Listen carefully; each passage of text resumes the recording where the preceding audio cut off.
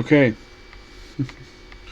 Alright. Welcome back to Nick Lenz's Comic Corner, Classic Lesser Known Classic. This episode number 3486 and Doubleshot number 3380. I got two more books. First is from their Epic Collection line.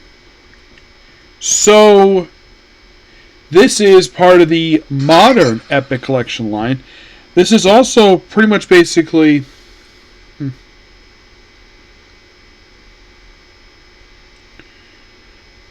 yeah, so this is the first Epic Collection I reviewed in about a year. So the last one I ever reviewed was actually Planet of the Apes. But yeah, this is the first of the modern Epic Collection I reviewed. This is Ultimate Fantastic 4 Epic Collection, Volume 1, The Fantastic. This collects the first 18 issues of this 60-issue comic book. Excuse me. So, I think Ultimate Fantastic 4 it's not as high a profile of the Ultimate Universe ongoings as Ultimate Spider-Man, Ultimate X-Men. These two are very high profile books. This one, I remember reading it, trying to get the hands on the trades for this thing. It seemed like from my local library, it's like, they'll get hands on Ultimate Spider-Man, they'll get hands on Ultimate X, but not this book. I was lucky to get my hands on any of these books, sadly. Yep. So, mostly put, for the first 6 issues is done by Mark Millar and Brian Michael Bendis. I'm Cuber, does the artwork here. So, yeah, people have claimed, point that basically the architect of the universe, the Ultimate Universe, is Brian Michael Bendis. That's to be true. I basically also can argue Mark Millar also had a hand in the Ultimate Universe with this book and with Ultimates. So, and then with issue 7 through 18, it's Warren Ellis. Stuart Emmett does the art for issues 7 through 12. 13 and 17 is Adam Kubert, who also does issue 18 as well. Yeah, I'm not sure why they wrote it here that way. I think because different inkers, yeah. So basically the first arc is known as The Fantastic. You have The Fantastic, the End Zone, and Doomed. So, The Fantastic is to put the 6-part origin story of this universe version of the Fantastic Four. So, Reed's father was not very happy with the fact, basically, he was smart, he thought he'd be in sports. And the fact that he rather basically play sports than... so, he also had this weird thing of basically, like, going, like, attempt to touch his mother's hair. And then, of course, basically, what looks like to be in, like, middle school or whatever, well, the bully attempts to give him what is referred to as, I've never had this at all with me, but this is referred to as a swirly. That means putting someone's head in a toilet. And then, of course, Ben Grimm shows up and says, "What I tell you guys, leave him alone." And then he proceeds to beat the crap out of all of them for basically daring to harm his friend.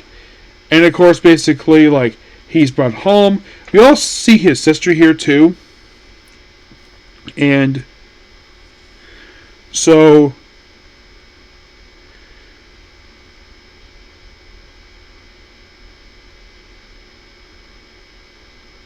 yeah, and of course, his father is not being a good parent. Basically, he's... Yeah, and of course he's blamed for something he didn't really do. Ben Grimm's is there basically with him the whole time, building stuff.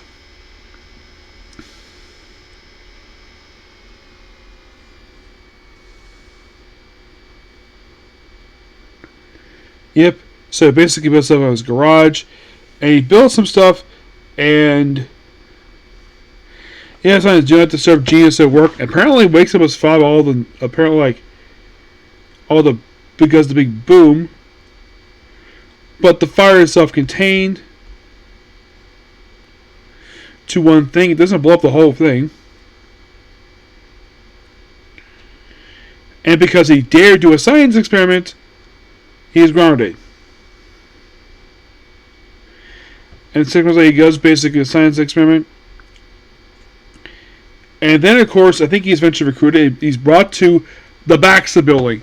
Yes, this is the Ultiverse of Backs building. If it stop glaring here, yep, that's it. That's Ultiverse of Backs building. Yeah, and it's not a building that's seen a lot in the Ultimate Universe, sadly. Unlike in the Marvel Universe in 616, it's seen a ton over the years. This very pretty shiny building is not seen a lot per se. And pretty much, here's kind of the weird thing about Fantastic Four. It's almost like this was a side book to the main big titles that was Ultimate Spider-Man. That's how this kind of was treated. And plus, it's not as long as those two. This book was only 60 issues. And unlike Ultimate X and Ultimate Spider-Man, it had annuals, this book had 0 annuals. So basically, they would use Dr. Storm. This is where Reed first meets Sue for the first time. Now, in the main universe, Reed is actually like about a little over 10 years older than Sue. And he's already got a Granite Temple here. He's being very young. Which I know that this arc was very loosely adapted for the Fan Forsake movie that came out 11 years ago.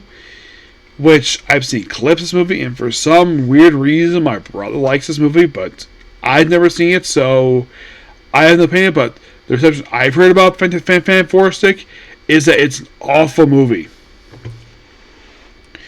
And of course, there's some science experiment here. And you might be thinking, okay, so that was the first issue. When they could get the powers? You'll find out.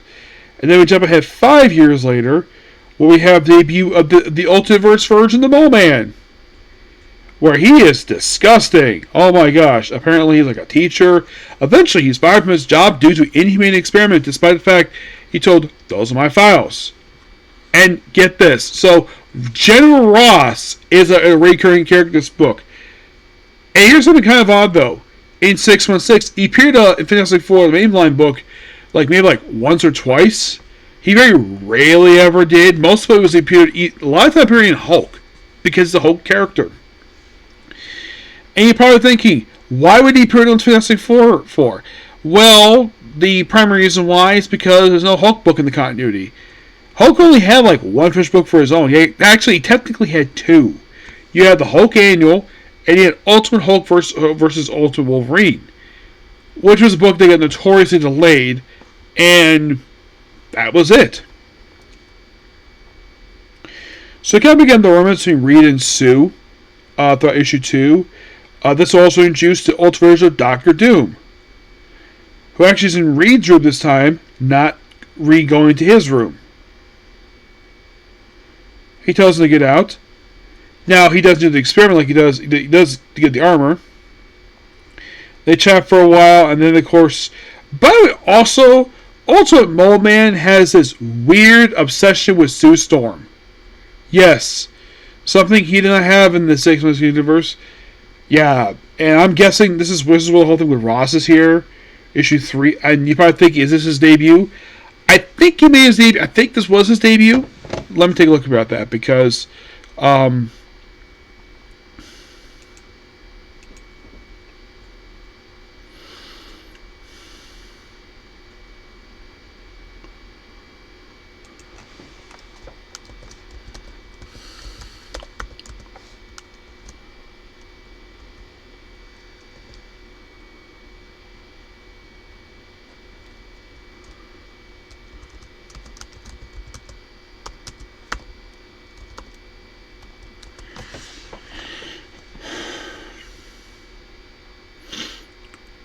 No, this was not the first appearance of Ross. So Ross's first appearance was an Ultimate Marvel Team-Up at number 3. Yes, that was his very first appearance. And by the time the original universe ended, he never died. Nope. Here's something really weird, though. His last official appearance was in Ultimate Comics X-Men issue 28. You're like, really? Yeah, really. Which seems weird, the fact that he would appear in that book.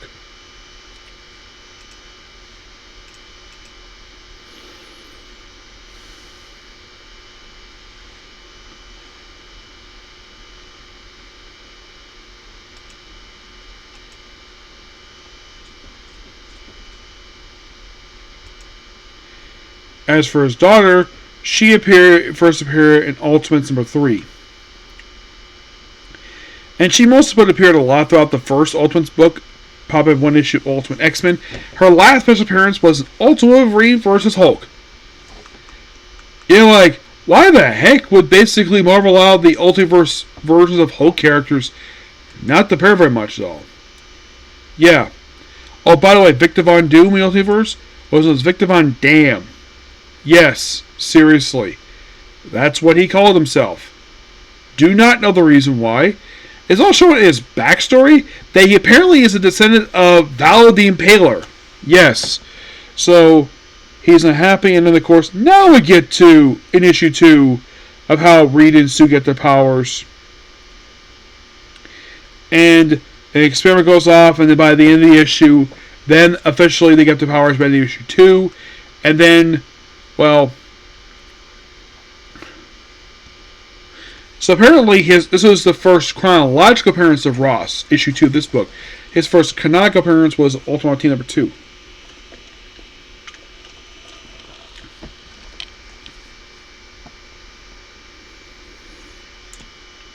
And then by issue number 3, they eventually get the powers. Yep.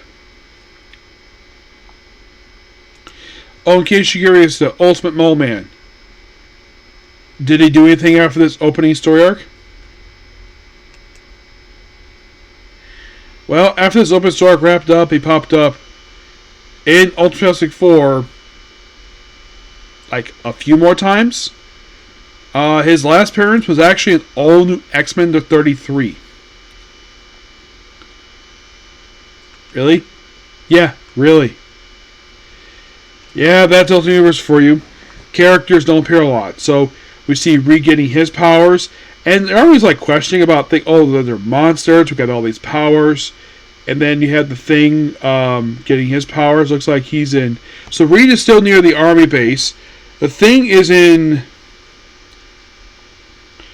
what appears to be like a different country. And by the way, he's walking the desert butt naked.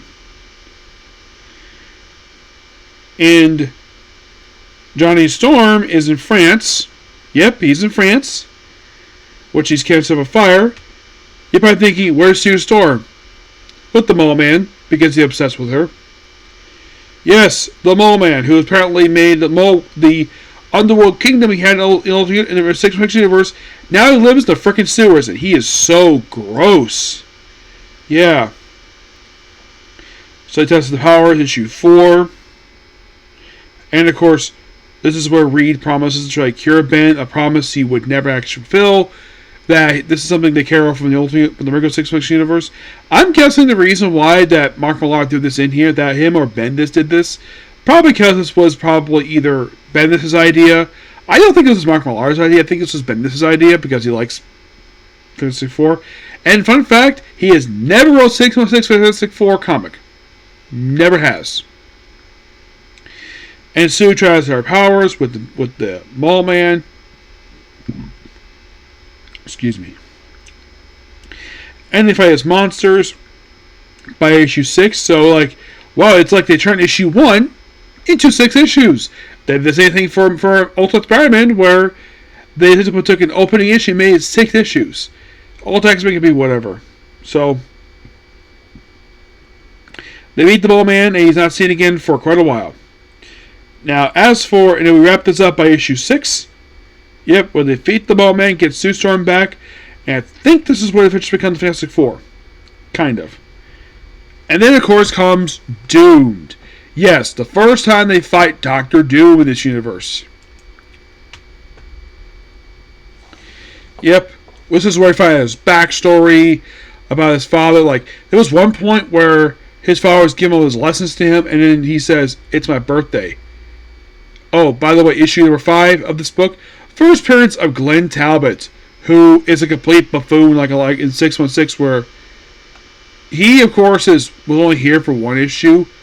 Yeah, bring in Glenn Talbot, a prominent 616 character, and he's essentially put a one-shot character in the Ultimate Universe.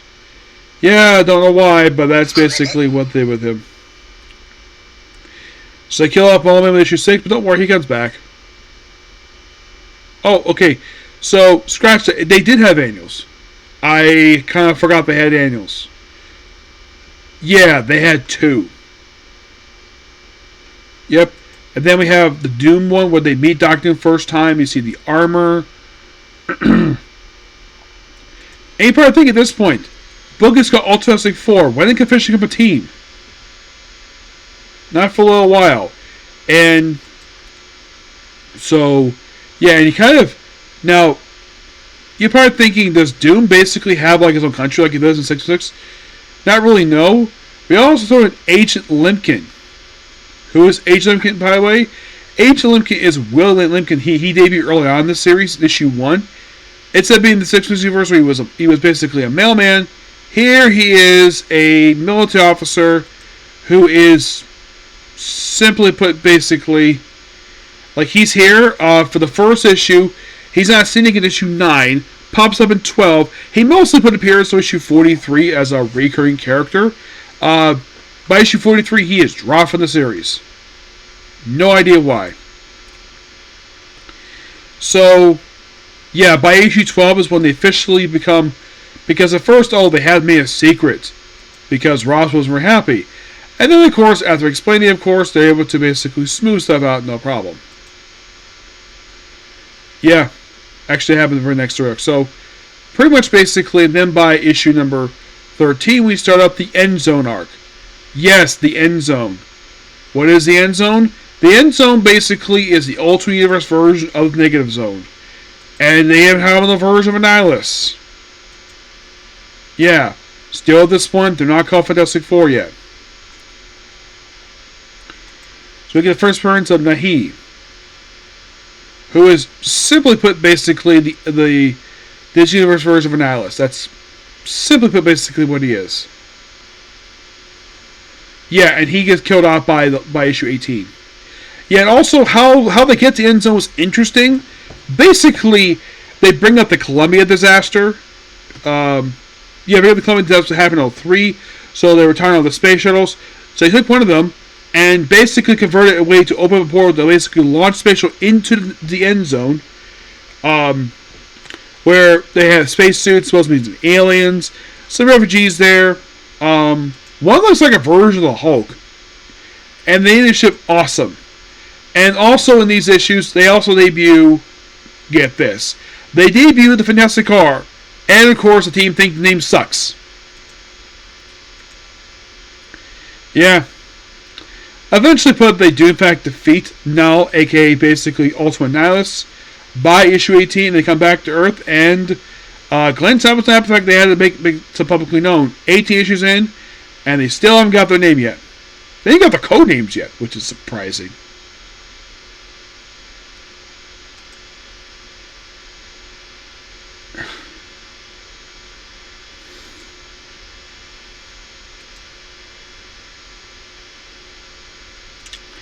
Okay, if you're curious, when in the world did they get their official name?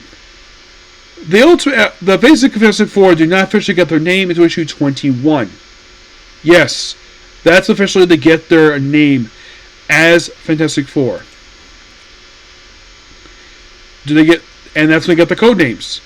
Yeah, as for why they waited this far into the series to do it, I don't know. You ever heard of a series where you have a name for the group and you don't have the name for the group until issue 21, roughly almost 2 years into the series? Yeah, but for these first 18 issues, they're fantastic. Love them. Give this book roughly a 9.5 out of 10. Alright, so we have the penultimate trade for this run for Daredevil. This is Daredevil Volume 4, Last Rites. Excuse me. Which contains, I believe this is Daredevil, I believe this is Volume 7, I think it is. Issues, I think it's like 16 and 19. Yeah, it contains 16 and 19 along with Laura McKinley Wolverine issues 2 and 3. Yeah, this is more Saladin Ahmed.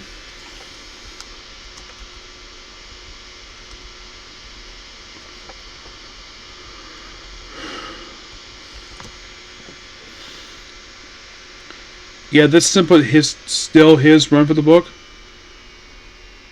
And I think this was his most recent book he came up with. Well, he's also working on Wolverine as well, but yeah.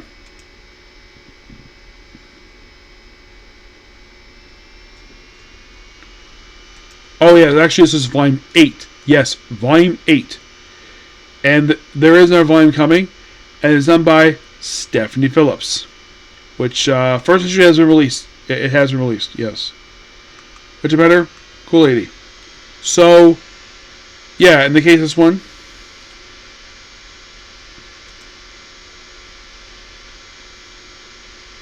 So yeah, basically, Daredevil still deals with the 7 deadly sins in this book, where one of them is possessed Foggy Nelson.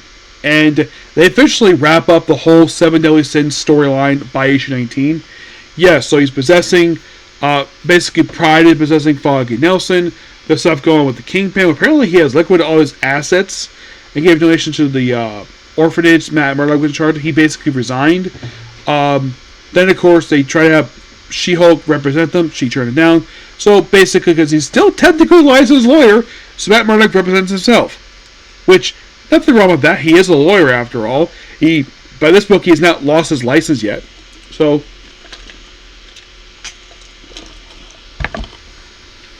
and of course, basically, they have an action minister there. But he does say goodbye by the end of this. He does run into Bullseye. Who actually almost gets killed off this book. Yeah, Bullseye.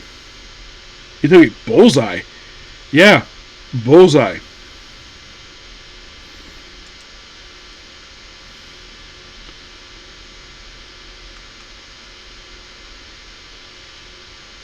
Well, they find his arm in issue 17.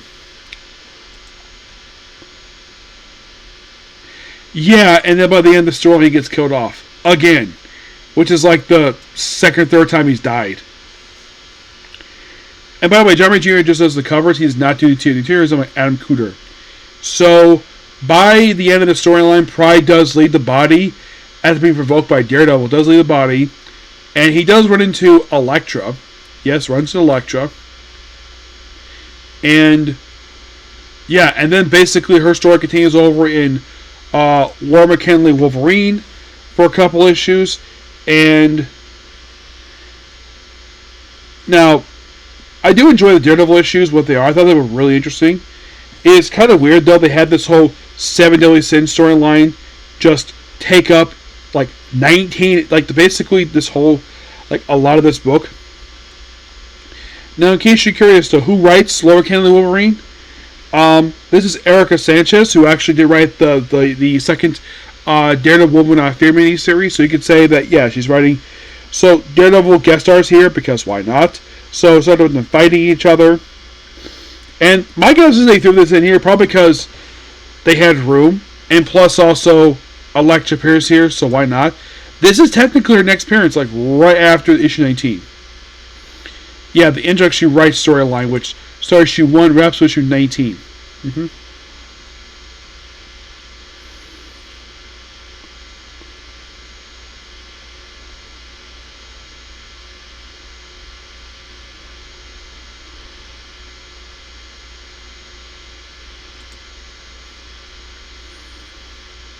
Now, those of you probably curious, though, whose idea was to make Daredevil Elektra? Now, basically Elektra Daredevil. That was Ardesky. He did that. And she's been in there since then. I'm talking to my friends about it. They have no problem with her being Daredevil. No problem at all. Yeah, the whole thing with Laura McKinley, it comes from the same time as the Daredevil Unleashed Hell miniseries. Mm-hmm. Which is also from Erica Sanchez. And you could say this is sort of a tie-in with that. And basically it's a quick guest appearance. Let's stop here with there's elements of people not liking vigilantes in here. Despite the fact the Anti-Vigilante Act was repealed thanks to gang war. But there's elements here. And the fact that Laura herself basically is not like to get along at first with Elektra, but they get along fine by the end of this. Which I thought was really interesting. Mm-hmm. Yeah, I gotta admit that this quick two-parter was actually quite fun. Now, of course, basically by the end of this, it does set up basically her next team up. That being with Bucky Barnes, aka Winter Soldier, aka Revolution. That was somebody else. So, yeah, good book overall. So that's pretty much it for the video. Please be sure to like, comment, subscribe to notifications. I will give this book hopefully a 9 out of 10. So next up is Chimera's X. Thanks, go. Bye.